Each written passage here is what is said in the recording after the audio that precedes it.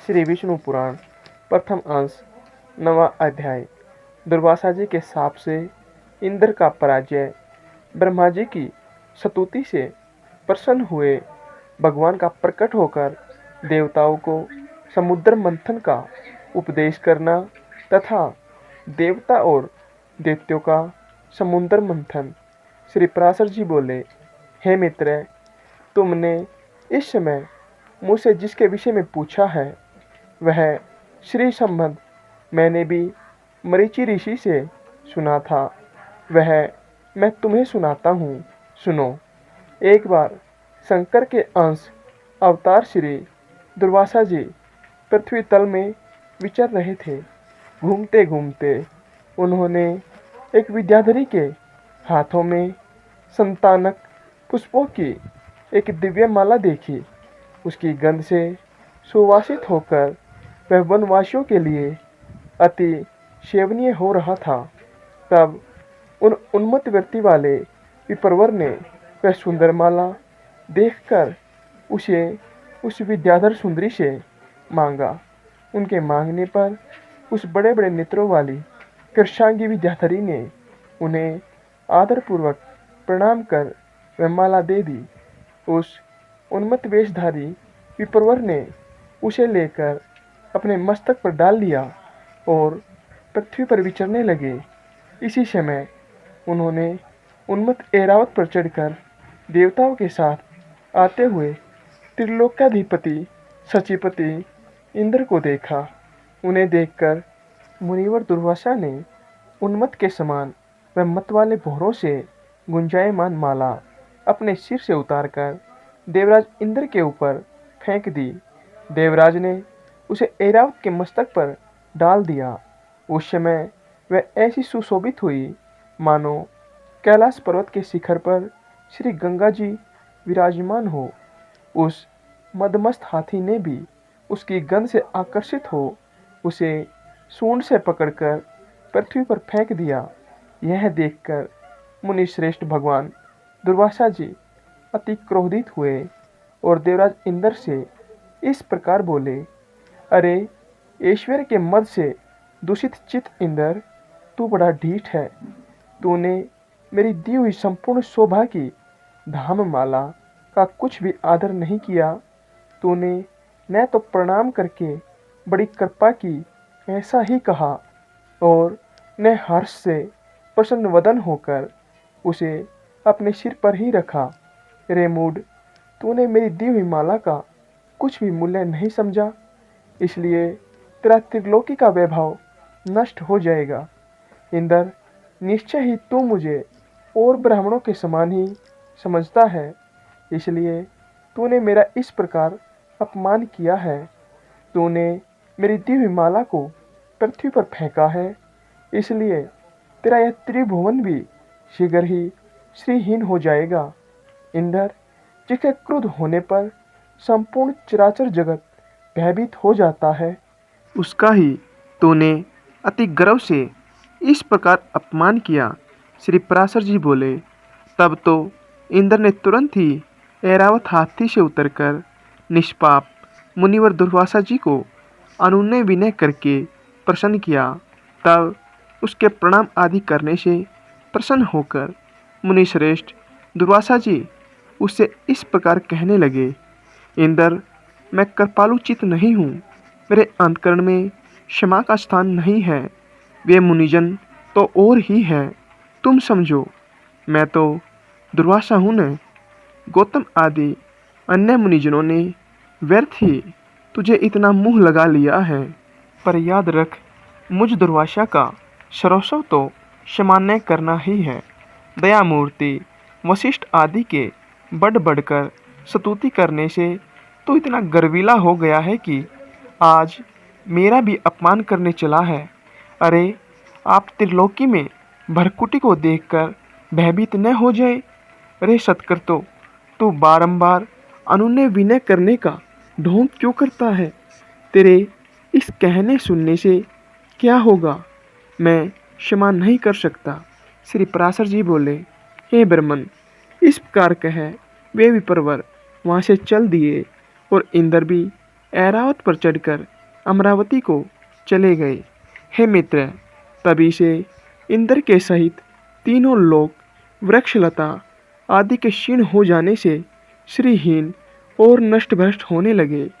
तब से यज्ञों का होना बंद हो गया।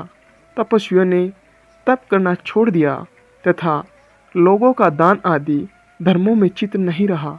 हे द्विज उत्तम, संपूर्ण लोक लोभ आदि के वशीभूत हो जाने से सत्शून्य सामर्थ्यहीन हो गए और तुच्छ वस्तुओं के लिए भी लालायित रहने लगे। जहाँ सत्व होता है वहीं लक्ष्मी रहती है और सत्व भी लक्ष्मी का ही साथी है। श्रीहीनों में भला सत्व कहाँ, और बिना सत्व के गुण कैसे ठहर सकते हैं। बिना गुणों के पुरुष में बल, शौर्य आदि सभी का अभाव हो जाता है और निर्बल तथा अशक्त पुरुष सभी से अपमानित होता है। अपमानित होने पर प्रतिष्ठित पुरुष की बुद्धि बिगड़ जाती है। इस प्रकार त्रिलोकी के श्रीहीन और सत्व रहित हो जाने पर दैत्य और दानवों ने देवताओं पर चढ़ाई कर दी। सत्व और वैभव से शून्य होने पर भी दैत्यों ने लोभवश निसत्व और श्रीहीन देवताओं से घोर युद्ध ठाना। अंत में दैत्यों द्वारा देवता लोग परास्त हुए। तब इंद्र आदि समस्त देवगण अग्निदेव को आगे कर महाभाग पितामह श्री ब्रह्मा जी की शरण गए। देवताओं से संपूर्ण वृतांत सुनकर श्री ब्रह्मा जी ने उनसे कहा, हे देवगण, तुम दैत्य दलन परावरेश्वर भगवान विष्णु की शरण जाओ, जो आरोप से संसार की उत्पत्ति, स्थिति और संहार के कारण है, किंतु वास्तव में कारण भी नहीं है, और जो चराचर के ईश्वर, प्रजापतियों के स्वामी, सर्वव्यापक, अनंत और अजेय है, तथा जो अजन्मा किंतु कार्य रूप में परिणत हुए प्रधान, मूल प्रकृति और पुरुष के कारण हैं, एवं शरणागत वत्सल है। शरण जाने पर वे अवश्य तुम्हारा मंगल करेंगे। श्री पराशर जी बोले, हे मित्र, संपूर्ण देवगणों से इस प्रकार कह लोक पितामह श्री ब्रह्मा जी भी उनके साथ क्षीर सागर के उत्तरी तट पर गए। वहां पहुंचकर पितामह ब्रह्मा जी ने समस्त देवताओं के साथ परावरनाथ श्री विष्णु भगवान की अति मंगलमय वाक्यों से स्तुति की। ब्रह्मा जी कहने लगे, जो समस्त अणुओं से भी अणु और पृथ्वी आदि समस्त गुरुओं भारी पदार्थों से भी गुरु भारी हैं, उन निखिल लोक विश्राम पृथ्वी के आधार स्वरूप अप्रकाश्य, अभेद्य, सर्वरूप, सर्वेश्वर, अनंत, अज और अव्यय नारायण को मैं नमस्कार करता हूँ। मेरे सहित संपूर्ण जगत जिसमें स्थित है, जिससे उत्पन्न हुआ है, और जो देव सर्वभूतमय है, तथा जो पर प्रधान आदि से भी परे है, जो पर पुरुष से भी परे है, मुक्ति लाभ के लिए मोक्षकामी मुनिजन जिसका ध्यान धरते हैं, तथा जिस ईश्वर में सत्व आदि प्राकृतिक गुणों का सर्वथा अभाव है, वह समस्त शुद्ध पदार्थों से भी परम शुद्ध परमात्मा स्वरूप आदि पुरुष हम पर प्रसन्न हो। जिस शुद्ध स्वरूप भगवान की शक्ति, विभूति, कला, काष्ठा और मुहूर्त आदि कालक्रम का विषय नहीं है, वे भगवान विष्णु हम पर प्रसन्न हो। जो शुद्ध स्वरूप होकर भी उपचार से परमेश्वर, परमा महालक्ष्मी, ईश्वरपति अर्थात लक्ष्मीपति कहलाते हैं, और जो समस्त देहधारियों की आत्मा है, वे श्री विष्णु भगवान हम पर प्रसन्न हो। जो कारण और कार्य रूप है, तथा कारण के भी कारण और कार्य के भी कार्य हैं, वे श्री हरि हम पर प्रसन्न हो।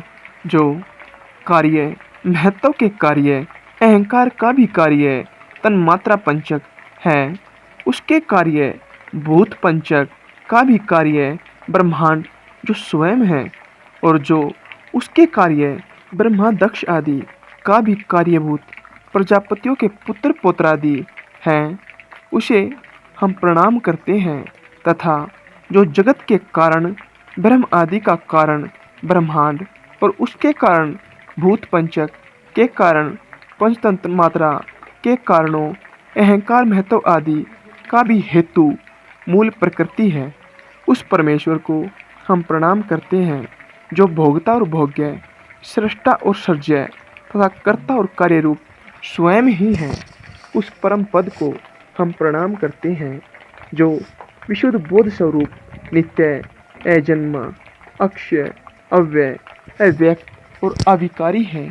वही विष्णु का परम पद पर स्वरूप है जो न स्थूल है, न सूक्ष्म और न किसी अन्य विशेषण का विषय है। वही भगवान विष्णु का नित्य निर्मल परम पद है। हम उसको प्रणाम करते हैं जिसके अयुतांश 10,000वें अंश के अयुतांश में यह विश्व रचना की शक्ति स्थित है तथा जो पर ब्रह्मा स्वरूप है उस अव्यय को हम प्रणाम करते हैं। नित्य युक्त योगीगण अपने पुण्य पाप आदि का क्षय हो जाने पर ओंकार द्वारा चिंतनीय जिस अविनाशी पद का साक्षात्कार करते हैं वही भगवान विष्णु का परम पद है, जिसको देवगण, मुनिगण, शंकर और मैं कोई भी नहीं जान सकते। वही परमेश्वर श्री विष्णु का परम पद है, जिस अभूतपूर्व देव की ब्रह्मा, विष्णु और शिवरूप शक्तियाँ हैं, वही भगवान विष्णु का परम पद है।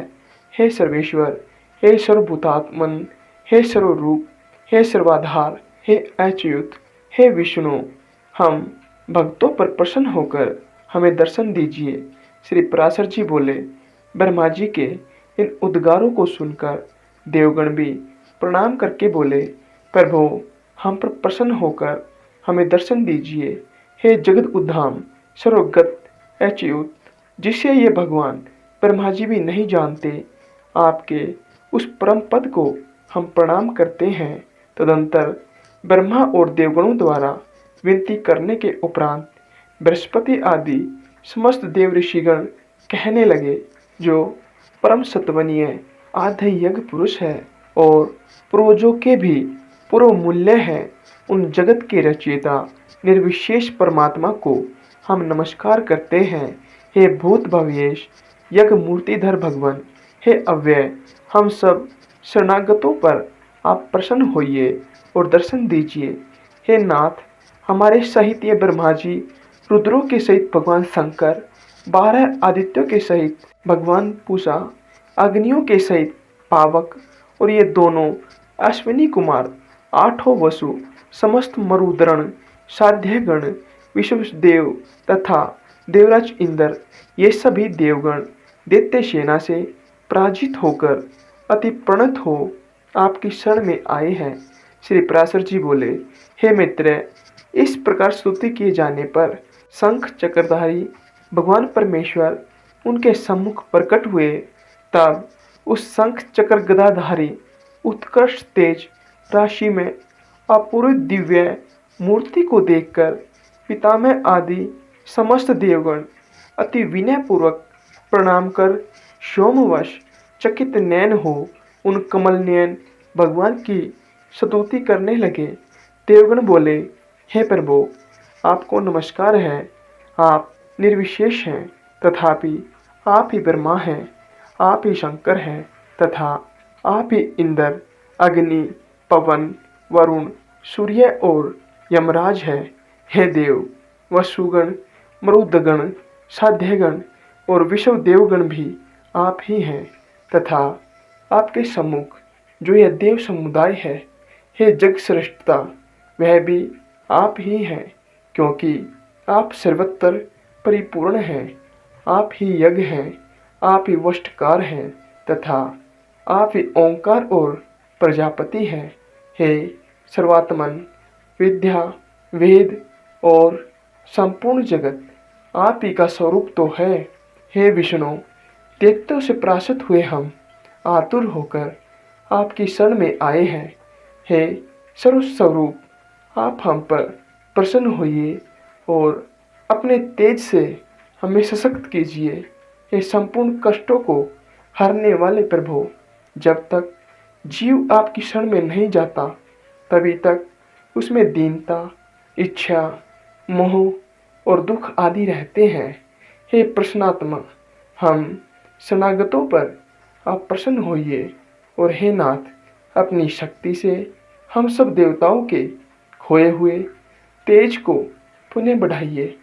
विनीत देवताओं द्वारा इस प्रकार स्तुति किए जाने पर विश्वकर्मा भगवान हरि प्रसन्न होकर इस प्रकार बोले, हे देवगण, मैं तुम्हारे तेज को फिर बढ़ाऊंगा। तुम इस समय मैं जैसे कहता हूँ वैसे करो। तुम दैत्यों के साथ संपूर्ण औषधियाँ लाकर अमृत के लिए क्षीर सागर में डालो और मंदराचल को मथानी तथा वासुकी नाग को नेति बनाकर उसे दैत्य और दानों के सहित मेरी सहायता से मत कर अमृत निकालो। तुम लोग साम नीति का अवलंबन कर दैत्यों से कहो कि इस काम में सहायता करने से आप लोग भी इसके फल में बराबर का हक पाएंगे। समुद्र के मथने पर उससे जो अमृत निकलेगा उसका पान करने से तुम सबल और अमर हो जाओगे।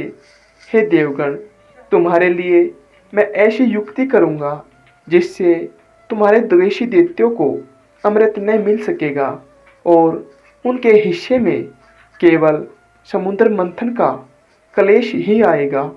तब भगवान विष्णु के ऐसा कहने पर सभी देवगण दैत्यों से संधि करके अमृत प्राप्ति के लिए यत्न करने लगे। देव, दानव और दैत्यों ने नाना प्रकार की औषधियाँ लाकर उन्हें शरद ऋतु के आकाश की सी निर्मल कांति वाले क्षीर सागर के जल में डाला और मंदराचल को मथानी तथा वासुकी नाग को नेति बनाकर बड़े वेग से अमृत मथना आरंभ किया। भगवान ने जिस तरफ वासुकी की पूंछ थी उस ओर देवताओं को तथा जिस तरफ मुख था उधर दैत्यों को नियुक्त किया। महातेजस्वी वासुकी के मुख से निकलते हुए निश्वासग्नि से झुलसकर सभी दैत्यगण निस्तेज हो गए और उसी श्वास वायु से विक्षिप्त हुए। मेषों के पूंछ की ओर बरसते रहने से देवताओं की शक्ति बढ़ती गई। हे महामुने, भगवान स्वयं कुर्म रूप धारण कर क्षीर सागर में घूमते हुए मंदराचल के आधार हुए और वे ही चक्र गदाधर भगवान अपने एक अन्य रूप से देवताओं में और एक रूप से दैत्यों में मिलकर नागराज को खींचने लगे थे। हे मित्र, एक अन्य विशाल रूप से जो देवता और दैत्यों को दिखाई नहीं देता था, श्री केशव ने ऊपर से पर्वत को दबा रखा था। भगवान श्री हरि अपने तेज से नागराज वासुकी में बल का संचार करते थे और अपने अन्य तेज से वे देवताओं का बल बढ़ा रहे थे। इस प्रकार देवता और दानवों द्वारा क्षीर समुद्र के मथे जाने पर पहले हवि यज्ञ सामग्री की आश्रय रूपा सुरपूजिता कामधेनु उत्पन्न हुई। हे महामुने, उस समय देव और दानवगण अति आनंदित हुए और उसकी ओर चित्त खिंच जाने से उनकी टकटकी बंद गई। फिर स्वर्गलोक में यह क्या है, यह क्या है, इस प्रकार चिंता करते हुए सिद्धों के समक्ष मद से घूमते हुए नेत्रों वाली वारुणी देवी प्रकट हुई और पुनः मंथन करने पर उस क्षीर सागर से अपनी गंध से त्रिलोकी को सुगंधित करने वाला तथा सूर सुंदरियों का आनंदवर्धक कल्पवृक्ष उत्पन्न हुआ। हे मित्र, तत्पश्चात क्षीर सागर से रूप और उदारता आदि गुणों से युक्त अति अद्भुत अप्सराएं प्रकट हुई। फिर चंद्रमा प्रकट हुआ जिसे महादेव जी ने ग्रहण कर लिया। इसी प्रकार क्षीर सागर से उत्पन्न हुए विष को नागों ने ग्रहण किया।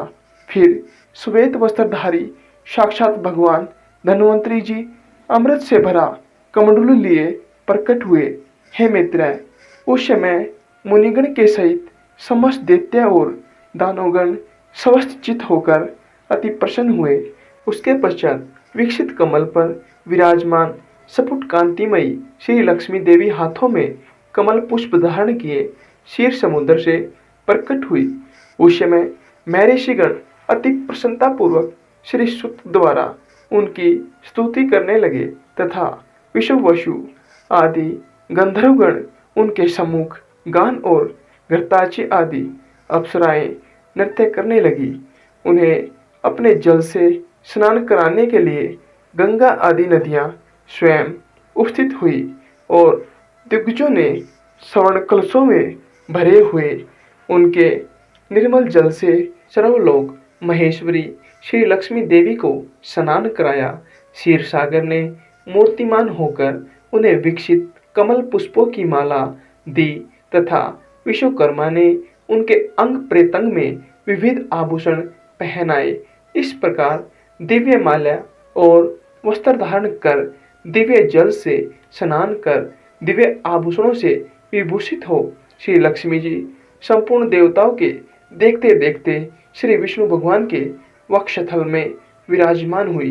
हे मित्र, श्री हरि के वक्षस्थल में विराजमान श्री लक्ष्मी जी का दर्शन कर देवताओं को अकस्मात अत्यंत प्रसन्नता प्राप्त हुई।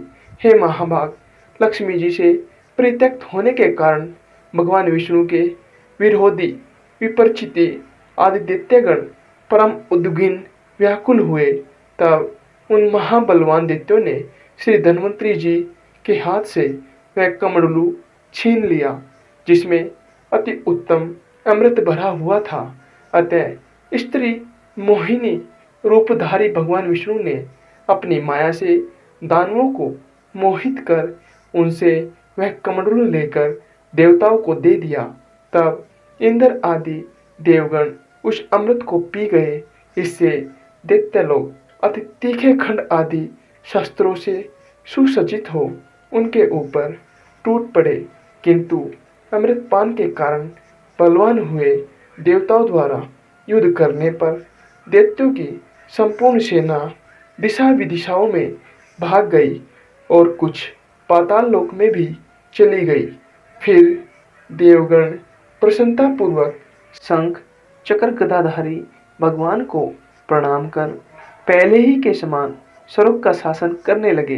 हे मुनि श्रेष्ठ, उस समय से प्रखर तेजोयुक्त भगवान सूर्य अपने मार्ग से तथा अन्य तारागण भी अपने अपने मार्ग से चलने लगे। सुंदर दीपितशाली भगवान अग्निदेव अत्यंत प्रज्वलित हो उठे और उसी समय से समस्त प्राणियों की धर्म में प्रवृत्ति हो गई। हे द्विजोत्तम, त्रिलोकी श्री संपन्न हो गई और देवताओं में श्रेष्ठ इंद्र भी पुनः श्रीमान हो गए। तदंतर इंद्र ने स्वर्गलोक में जाकर फिर से देव राज्य पर अधिकार पाया और राज सिंहासन पर आरूढ़ हो पद्म हस्ता श्री लक्ष्मी जी की इस प्रकार स्तुति की। इंद्र बोले, संपूर्ण लोकों की जननी विकसित कमल के सदर्श नेत्रों वाली भगवान विष्णु के वक्षस्थल में विराजमान कमलोद्भा श्री लक्ष्मी देवी को मैं नमस्कार करता हूँ। कमल ही जिनका निवास स्थान है, कमल ही जिनके कर कमलों में सुशोभित है तथा कमल दल के समान ही जिनके नेत्र है, उन कमलमुखी कमलनाथ प्रिया श्री कमला देवी की मैं वंदना करता हूँ। हे देवी, तुम सिद्धि हो, सवधा हो, स्वाहा हो, सुधा हो और त्रिलोकी को पवित्र करने वाली हो तथा तुम ही संध्या, रात्रि, प्रभा, विभूति, मेधा, श्रद्धा और सरस्वती हो। हे शोभने, यज्ञ विद्या, कर्मकांड, महाविद्या, उपासना और गुह्य विद्या, इंद्रजाल तुम ही हो तथा हे देवी, तुम ही मुक्ति फलदायिनी आत्म विद्या हो। हे देवी, आन्वीक्षिकी तर्क विद्या, वेत्री, वार्ता, शिल्प, वाणिज्य आदि और दंड नीति, राजनीति भी तुम ही हो। तुम ही ने अपने शांत और उग्र रूपों से यह समस्त संसार व्याप्त किया हुआ है।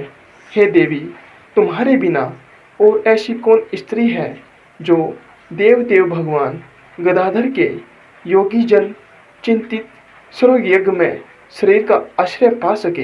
हे देवी, तुम्हारे छोड़ देने पर संपूर्ण त्रिलोकी नष्ट प्राय हो गई थी। अब तुम्ही ने उसे पुनः जीवन दान दिया है।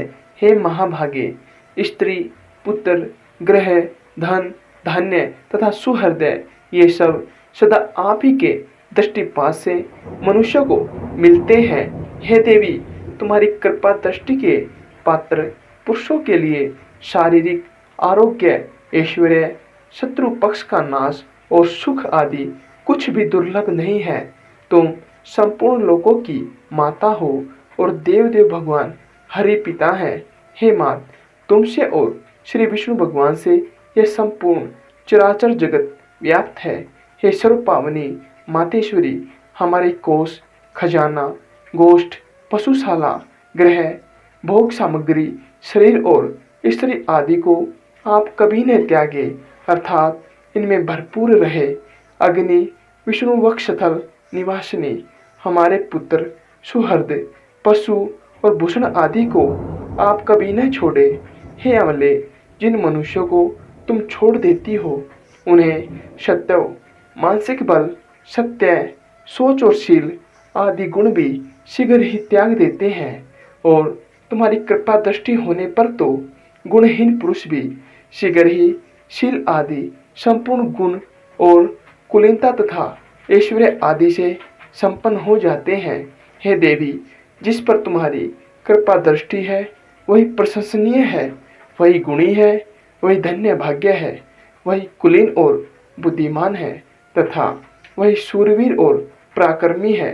हे विष्णु प्रिय, हे जगजननी, तुम जिससे विमुख हो उसके तो शील आदि सभी गुण तुरंत अवगुण रूप हो जाते हैं। हे देवी, तुम्हारे गुणों का वर्णन करने में तो ब्रह्मा जी की रचना भी समर्थ नहीं है। अतः हे कमल नयने, अब मुझ पर प्रसन्न हो और मुझे कभी न छोड़ो।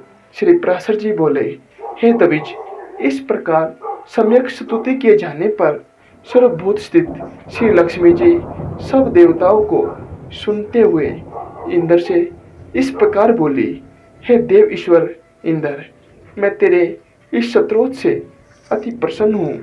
तुझको जो अभीष्ट हो वही वर मांग ले, मैं तुझे वर देने के लिए ही यहाँ आई हूँ।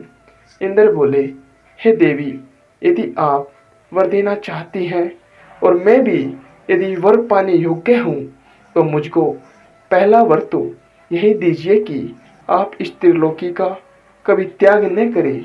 और हे समुद्र संभवे, दूसरा वर मुझे यह दीजिए कि जो कोई आपके स्तोत्र की स्तुति करे या सुने, उसे आप कभी न त्यागे। श्री लक्ष्मी जी बोली, हे देव श्रेष्ठ इंद्र, मैं अब इस त्रिलोकी को कभी न छोड़ूंगी। तेरे स्तोत्र से प्रसन्न होकर मैं तुझे यह वर देती हूँ तथा जो कोई मनुष्य प्रातःकाल और सायंकाल के समय इस स्तोत्र से मैं स्तुति करेगा, उससे भी मैं कभी विमुख न होऊंगी। श्री पराशर जी बोले, हे मित्र, इस प्रकार पूर्व काल में महाभागा श्री लक्ष्मी जी ने देवराज की स्तोत्र रूप आराधना से संतुष्ट होकर उन्हें ये वर दिए। लक्ष्मी जी पहले भृगु जी के द्वारा ख्याति नामक स्त्री से उत्पन्न हुई थी, फिर अमृत मंथन के समय देव और दानवों के प्रयत्न से वे समुद्र से प्रकट हुई। इस प्रकार संसार के स्वामी देवाधिदेव श्री विष्णु भगवान जब जब अवतार धारण करते हैं, तभी लक्ष्मी जी उनके साथ रहती हैं। जब श्री हरि आदित्य रूप हुए तो वे पद्म से फिर उत्पन्न हुई और पद्मा कहलाई, तथा जब वे परशुराम हुए तो ये पृथ्वी हुई। श्री हरि के राम होने पर ये सीता जी हुई और कृष्ण अवतार में श्री रुक्मिणी जी हुई। इसी प्रकार अन्य अवतारों में भी ये भगवान से कभी अलग नहीं होती। भगवान के देवरूप होने पर ये दिव्य शरीर धारण करती है और मनुष्य होने पर मानवीय रूप से प्रकट होती है। विष्णु भगवान के शरीर के अनुरूप ही ये अपना शरीर भी बना लेती है। जो मनुष्य लक्ष्मी जी के जन्म की इस कथा को सुनेगा अथवा पढ़ेगा, उसके घर में वर्तमान, आगामी और भूत तीनों कुलों के रहते हुए कभी लक्ष्मी का नाश न होगा। जिन घरों में लक्ष्मी जी के इस स्तोत्र का पाठ होता है, उनमें कलह की आधारभूत दरिद्रता कभी नहीं ठहर सकती। हे ब्रह्मन, तुमने जो मुझसे पूछा था कि पहले भृगु जी की पुत्री होकर फिर लक्ष्मी जी क्षीर समुद्र से कैसे उत्पन्न हुई, सो मैंने तुमसे यह सब वृत्तांत कह दिया। इस प्रकार इंद्र के मुख से प्रकट हुई यह लक्ष्मी जी की स्तुति सकल विभूतियों की प्राप्ति का कारण है। जो लोग इसका नित्य प्रति पाठ करेंगे, उनके घर में निर्धनता कभी नहीं रह सकेगी। यहाँ श्री विष्णु पुराण के प्रथम अंश का 9वां अध्याय समाप्त होता है।